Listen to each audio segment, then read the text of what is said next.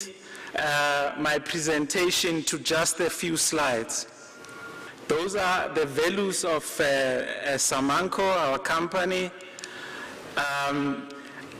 As indicated, South Africa is well endowed, and in as far as the endowment on chrome ore is concerned, Samanco is the largest owner of such an endowment.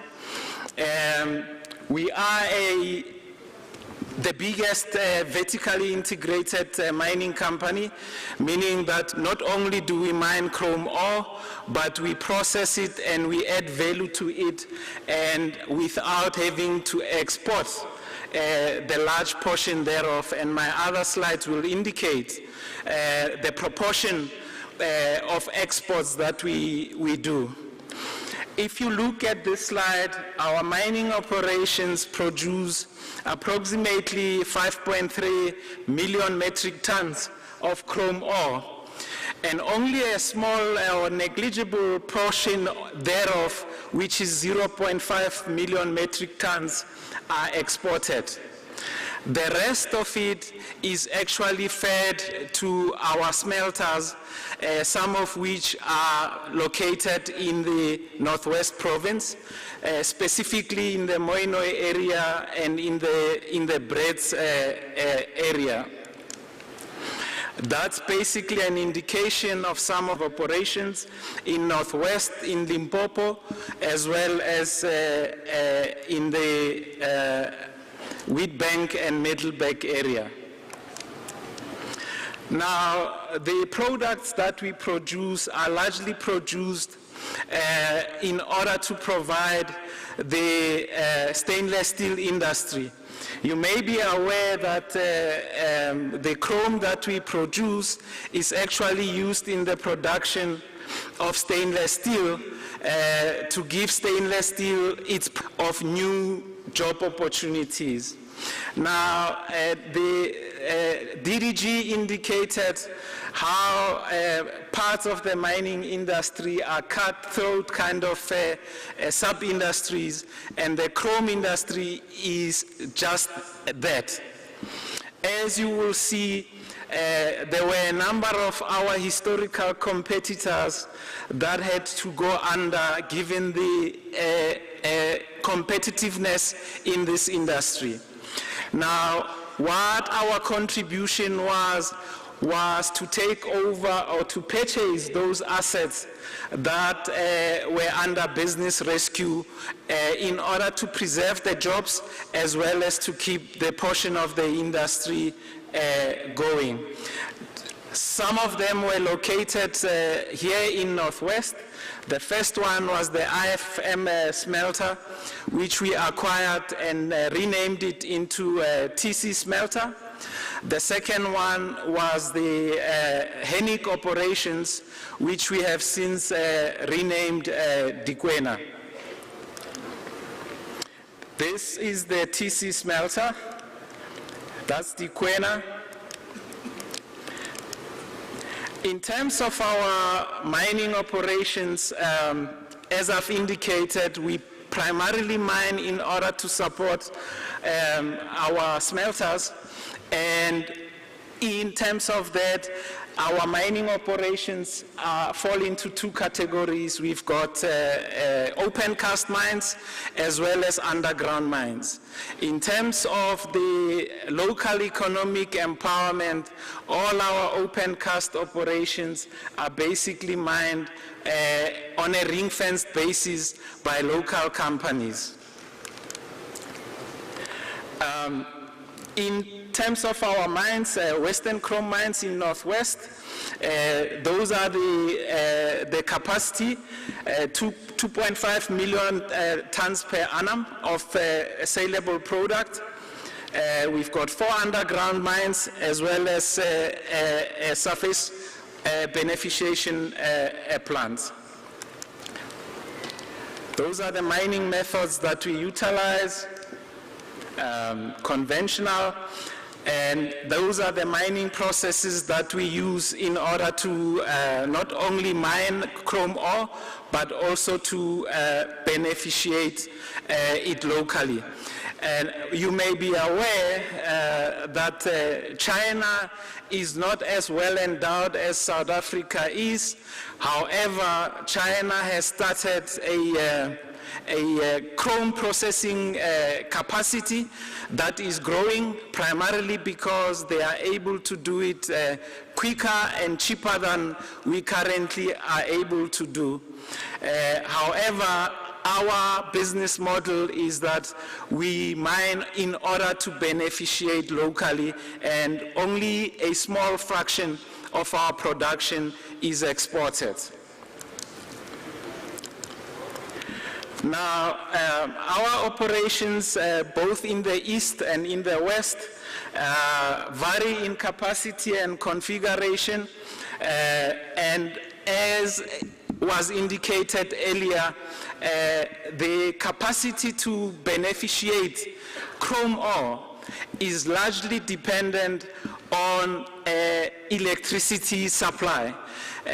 We are at this stage one of the largest clients of Eskom, as we utilize a lot of electricity in processing our products. The two significant smelters in the northwest province are TC smelters in the Mooinooi area towards Brits, as well as Dikwena chrome. On TC side, we produce 400 kilotons per annum, and on the Dikwena side, we produce 700 kilotons.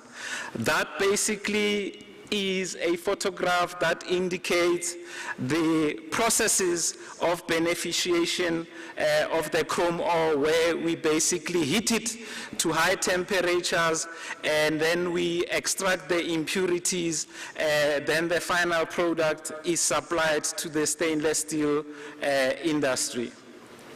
Part of our operations also include palletizing plants, and that's typically the types of furnaces that we operate across our business operations.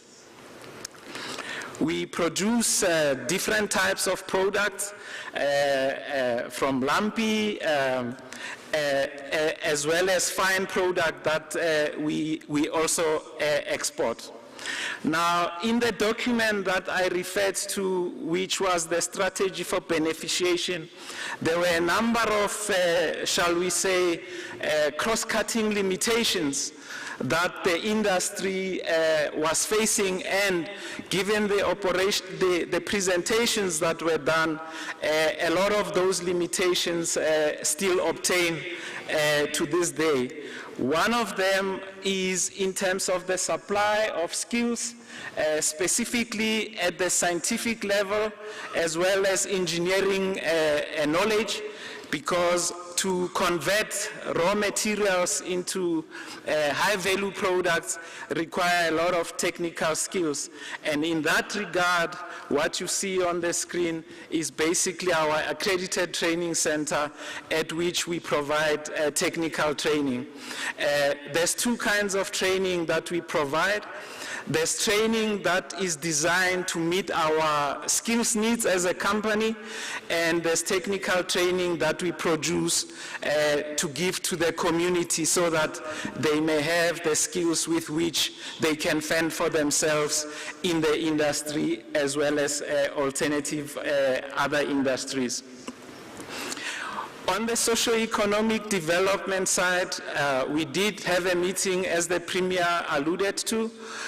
We've provided him with a report and an outline of what we do in the province, and I did not include all the details.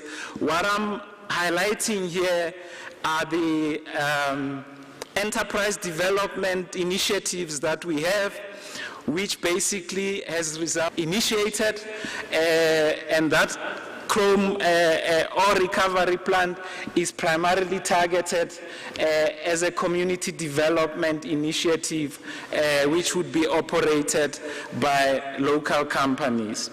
Now, what I have not included here are some of the initiatives that we have in terms of how we deal with our, shall we say, byproducts and waste products. All our byproducts and waste products are also converted into community development business opportunities, which are used in, for example, the brick making industry, as well as road construction projects. In terms of the future outlook, as I go towards the end of the presentation, we do have plans. Some of those plans were shared with the Premier to expand our open cast and underground mines by 500,000 tons per annum.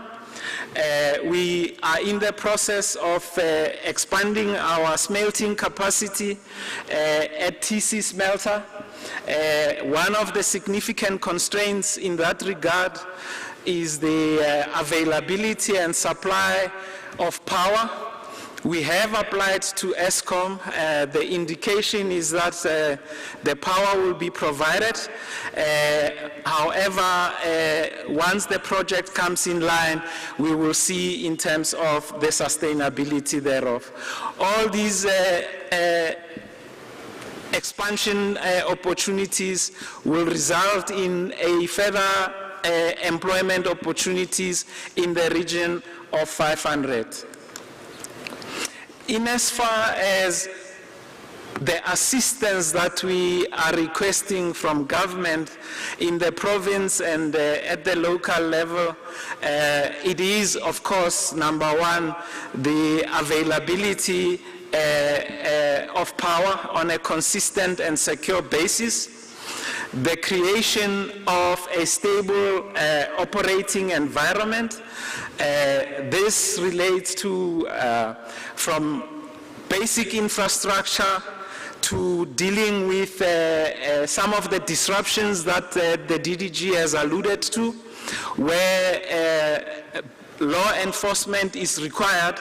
We do engage with all our stakeholders, but in some cases there are frivolous disruptions to our business operations. And as indicated, law enforcement becomes necessary. The final point there is in terms of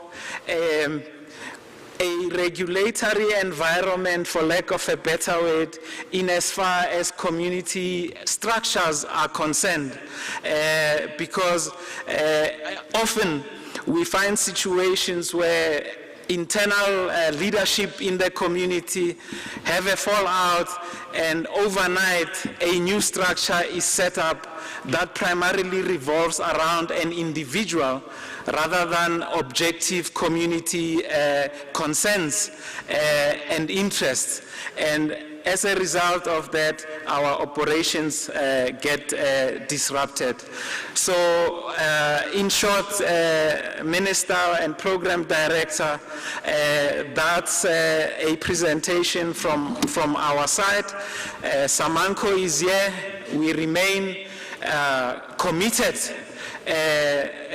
to creating job opportunities, and as demonstrated, we do not export the bulk of our chrome ore. It gets beneficiated right here in our country and in the province.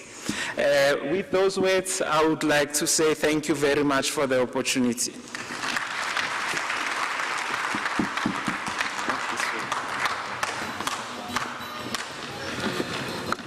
No, thank you very much, Rejomo.